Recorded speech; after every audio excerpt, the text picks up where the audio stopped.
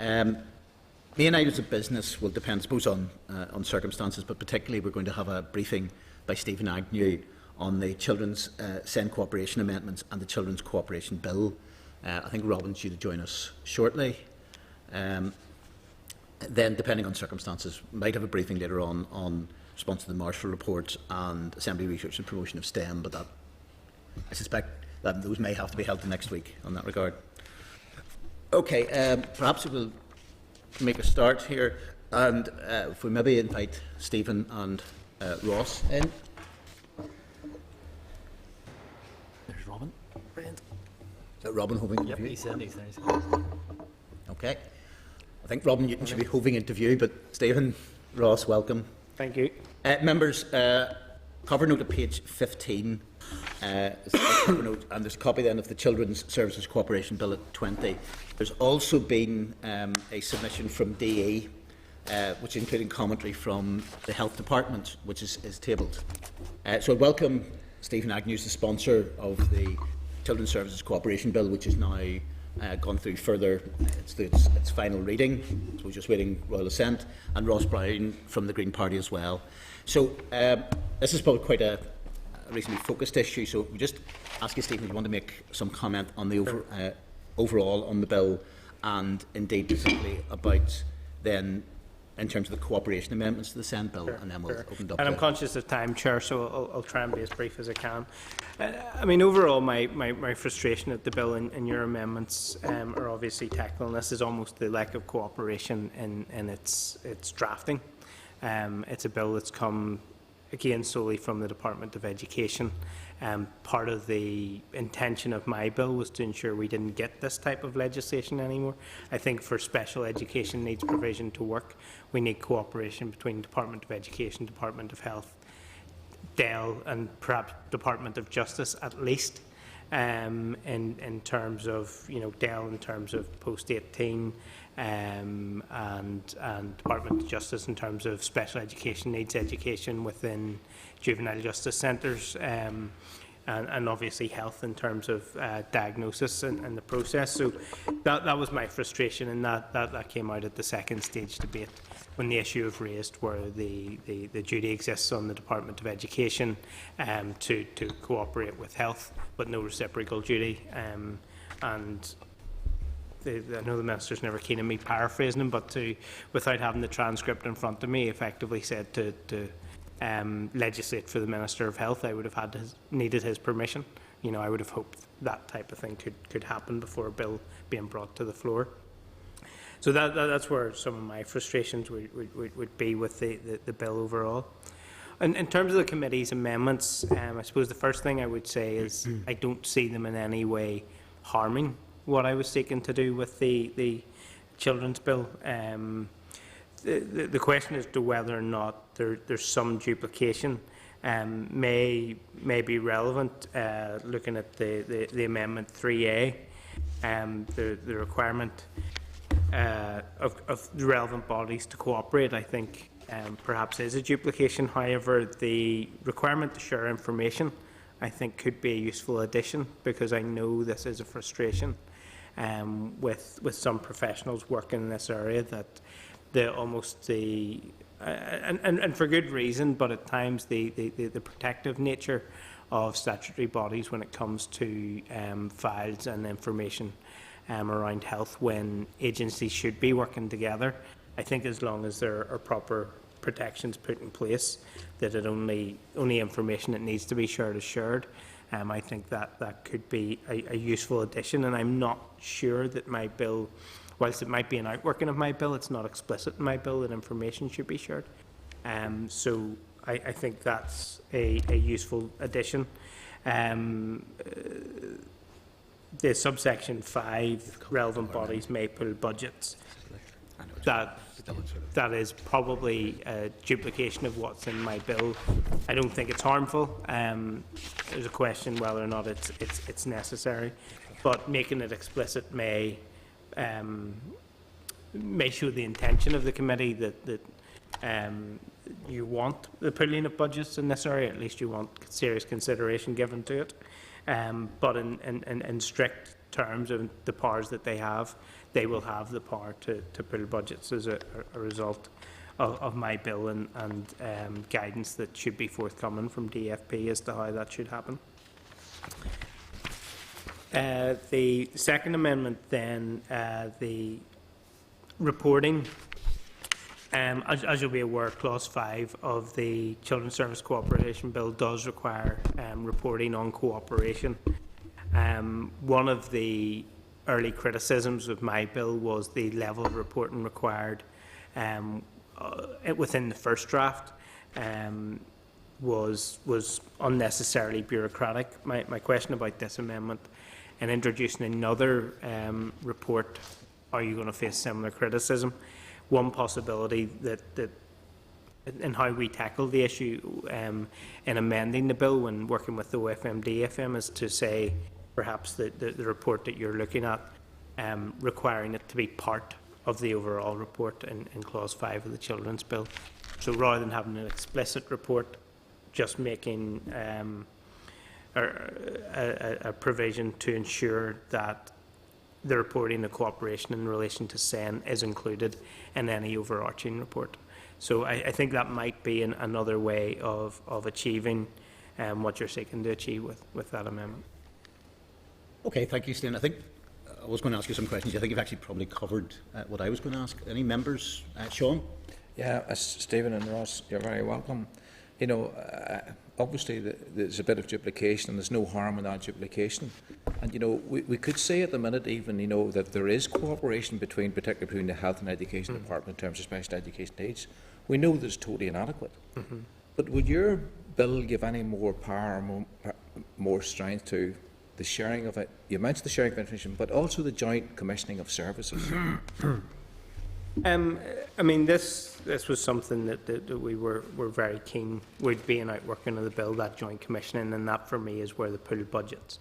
And it is a may power, you know, it's an enabling power. It's not a requirement to pool budgets.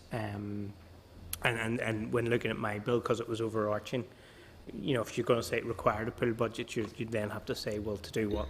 And you'd have to list every area where you want budgets to be pulled, and I felt that was overly prescriptive. But it is an enabling power, and that part of pool budgets then would allow for that joint commissioning, and I did give examples where education needs provision wasn't provided, or at least legal wranglings had to take place to get provision for children. I used a Children's Law Centre case where a girl with cerebral palsy in school wasn't getting her physio, so having to sit 8 hours a day with you know, no support with physio to move her around, and that was affecting her outcomes. There was 2-year legal wrangling over who would pay for that and what would happen. So what I would hope would be the outcome of my bill, and certainly the bill pushes in that direction, is that you would get that putting of budgets around like special education needs, so that health and education aren't wrangling over who should pay or whose responsibility it is, and the service be provided. But as I say, it's an enabling power. It's not a shall. You know, it's not shall pool budgets. So, you know, I think it's something that still needs to be encouraged and pushed for. Yes, Ross. There's perhaps another way to add something that wasn't included in the Children's Bill, and from my recollection, it was Clause 13 or 14 of the Children and Young People Act in Scotland that was introduced in 2014, and they had a clause that stated that there was a requirement to ensure services were most integrated from the perspective of the child. I thought that was an interesting angle, and it could actually be a different way of wording what we're trying to achieve that could be beneficial for the overall outcome. Yeah. Thank you. Okay, Trevor? Well, thanks, Chair. Thanks, Stephen and Ross. Forgive me if you've already answered this, because I've been kind of studying here and trying to listen at the same time. The Department of Health seems to think that your bill adequately covers what we were trying to do. Have you had discussions with the Department of Health about this? I haven't been specifically in relation to your amendments. In terms of the drafting of the bill, I had a number of meetings with the Department of Health. So, I mean, certainly in terms of the reporting, there is a requirement to report on cooperation across the board for all children's authorities, and that will include both the Department of Health and Department of Education. So, obviously what your amendments do is make it explicit about special education needs, and that's where there could be additionality to my bill. But I would very much anticipate that I'd be very surprised if any reporting cooperation between children's authorities didn't include reference to special education needs. See, we have had this situation where the Department of Health clearly has resisted the level of cooperation that we would like to see up until now over the years. So we come up with these amendments by coincidence. It coincides with your bill, which I think is a terrific piece of legislation, by the way. And straight away, the Department of Health jumps in and says, "Yeah, this is great." Yeah. Call me a cynic, but really. But there was a certain amount to that, but I think, to be fair, there was resistance to my bill at the early stages. I think when across the board, when people accepted that the will of the Assembly was to pass it, then there was a genuine working, particularly between Health and OFM, DFM, to ensure it was as good a bill as it could be. And indeed, DFP came in and at sort of the last minute to make sure the pooling of budgets arrangements they could be putting them in place and they could oversee that. And I think that was all helpful. So I know when I took forward my bill, I was worried, because there had been resistance in the past, that there would be an attempt by the departments to water it down. But I think, my interpretation was, and indeed the children's sector reading of the final bill was that it actually was a better piece of work than what I introduced to the Assembly at first stage, and I do think that was because of the input of departments. So I think there has, and in fact the period of time it took to get the bill to the Assembly, but then through the Assembly processes, I think allowed departments time to come to terms with it, and indeed there were those within departments who were enthusiastic supporters. Well, do you think, finally, Chair, that your bill will adequately address our concern that SEND support will be provided efficiently and on a consistent basis, and that it will also ensure that health bodies have an obligation to share information and to plan with the education body and so on, and jointly commission services, and all the things that we want to see in our amendment? Yeah. Would you be satisfied that they are demanded of other departments? I think the sharing of information is additional to what's in my bill, and I do think that that's a helpful amendment, and I would certainly urge the committee to take that forward. I think in terms of reporting and pooling budgets, I think my bill should cover it. The one thing I'll say is to achieve the promise, I suppose, of the children's bill will take time. It won't happen overnight, and I think this committee and the Assembly and other committees need to keep an eye on this. The legislation alone won't do it. That culture change will need a constant nudge. And again, I think the fact even that the department is aware that this committee is looking at amendments around cooperation keeps cooperation high on the agenda. Chris. Thanks, and again, a couple of points has been touched upon, but obviously the issue of sanctions is something that we could include or look at. Do you think there's merit to it? I know sanctions doesn't feature overly highly in your own particular bill, but is it something we could go for that you maybe didn't go for? Or?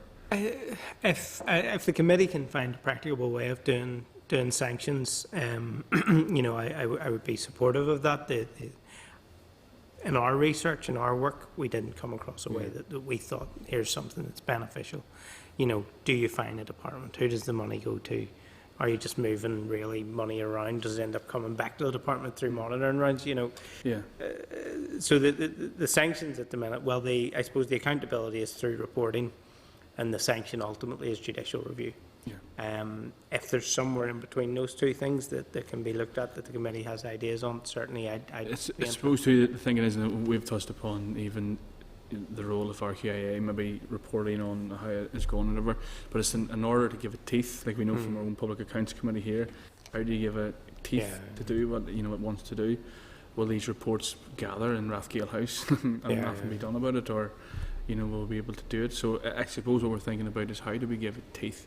But it may be a process of waiting and see how things develop, and then further down the line, taking another stage. If there was a way, Stephen said obviously there's judicial review at one end and the report and that and the other, but if there was a way to actually have some sort of review mechanism for parents or individuals concerned, that they could challenge the department without going through a full judicial review, that might be an option, but it's a complicated one. Yeah.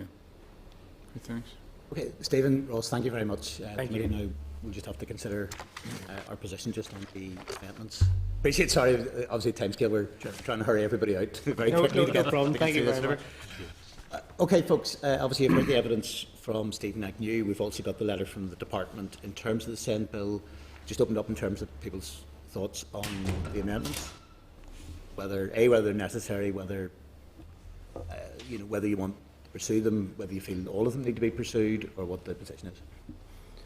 Trevor? There seems to be a resistance to potential duplication here. I don't see any harm in duplication, frankly. I mean, what we're about here is trying to ensure, I've said all this before, the well-being and the best outcomes for children with special educational needs. And we've come this far with it. I'm quite happy to... The only issue, just maybe I'll raise a little bit, I think that's a fair enough point in that regard, and to be fair as well, I think from what Stephen Agnew said, he, I suppose, specifically made reference to the First Amendment that he feels has a certain level of additional added value beyond what is there, which seems to put that aside. On the letter we've got, I think the one that does appear to be, even say, the general point of duplication on that side of it, which I tend to agree probably is not something to get too worked up one way or the other. They do seem to have indicated that they feel there's a specific problem with the Second Amendment, which would involve the RQIA, that would go beyond the RQIA's remit and would require additional legislation to actually put into effect. So I don't know, I mean, again, I'd seek in relation to that whether, sort of what views is it, Robin? Just on that point and while you're on it, Chair, I mean, surely it's incumbent upon ourselves to check that out and whether or not we believe that is the case as well. I think, Chair, if it proved to be the case, so if the committee, say, stuck with the amendment, put it down at consideration stage, the Minister then argued you need a further amendment, well, that could be done at further consideration stage if it proved to be necessary, but happy to pass that on to, I've already passed this on to the Bill Office just for their views on that anyway, so if you're opposed to the amendment, then don't put it down, but if you feel it's imperfect, then you could still put it down and then seek to further call on if it was passed. Trevor, or do you want to say? I would rather see these things discussed on the floor of the House. We've come this far. And even, I mean, the thing about the RQIA, I fully take on board. It doesn't look to me, on the face of it, that the RQIA has any authority over education, but whether it could be extended, I really don't know. But the basic one, the one about putting in statute the requirement for cooperation, I think we should stick with that. Okay, I think I'm judging based on the mood of the committee in relation. I mean, personally speaking, I would give indicate in the Second Amendment if we've been told that it might extend the powers, it's not maybe the appropriate. I would have recommendations about two on that basis, but the committee clearly, I think, is giving a view that they want all three amendments to move forward at this stage. Am I correct in that, just or? Okay, not hearing any dissenting voices, so we'll proceed at this stage then with all three amendments. So just to remind members, Chair, that what will happen is I'll put in a little memo to the Bill Office with these amendments down. The Chair will move them as Chair of the committee. You may hear a convincing argument during consideration stage, and the Chair or others may choose to vote against them if you are convinced. That's fine. Okay. Right, obviously the bells have gone. Do you want to maybe see if we can rattle through for about maybe 2 minutes worth of correspondence? And the minutes, just agree the minutes. Okay, can we agree, first of all agree the minutes? Yeah. Okay, agreed. Correspondence 221 to 253, just to highlight, obviously, we've got response back on school uniforms, just to note that. Again, I don't know if there's any further, I mean, to be fair, I think the department has pursued up this issue, whether there's anything, I don't know if we can find out if there's anything further that they could do or any planning to do just in relation to school uniform. I know there's more in terms of the figures, but there's, I think maybe if we just correspond back to them just to check that up as well. On what, sorry? On School uniform, just to basically see, and I appreciate that what we've got is in terms of the claims side of it, but whether there's, I know there's been talk that they've been trying to persuade schools to essentially have as much generic school uniform as possible, and that sort of, if we just check up if there's anything further they can do. Indo changes 9.3, re changes to school inspections. I suppose there's this slight degree of contradiction that the thing is meant to be more transparent, but there's confidentiality agreements then in moderation. Would it be possible if we could write to Eddie to seek an explanation just as to why the process needs a confidentiality agreement? And we'll promise to keep it quiet whenever response they give. 9.7, again, if we can just, this highlights the savings delivery plan. Formats appear to be different from other departments. Again, maybe we can get some level of explanation. The figures seem to be lower than other departments, but that might be because the basis of assessment might be different. There's a table paper 9.9 on shared education programme level of progression. I think, to be fair, maybe if we leave that one to next week, I know, in addition to myself, I know the Vice Chair had raised that issue. Are members happy then with the other items as per page 221? Yep. Yep. Nobody wants to raise anything in relation to that? Okay. Further work programme, obviously we'll need to make adjustments for the couple of bits we've missed today, but in terms of further work programme, Young Scientist exhibition in Dublin, 7th of January. I think if we get in touch with members just to check availability on that. Provisionally, 10th and 24th have been set aside for stakeholder event respective mini inquiry into programme for government. Note that. And remind members, because we've got next week taking evidence in shared education and also the Youth Council situation, we're maybe suggesting we start at 9:30 on next week. And just to clarify with members that we'll start early, do the Youth Council first. We're only just getting submissions from stakeholders now on the shared education bill. The clerk will select some to come next week. If you want others to be selected, okay, they can come the following week. So, right, are members happy to endorse the forward work programme? Yeah. Okay. I suspect then if we leave the other items to next week or beyond, depending on when we can actually rearrange those couple of other items. Any other business with anybody? Okay, so the next meeting will be 9:30 next week. Thanks, Chair. Thanks, members.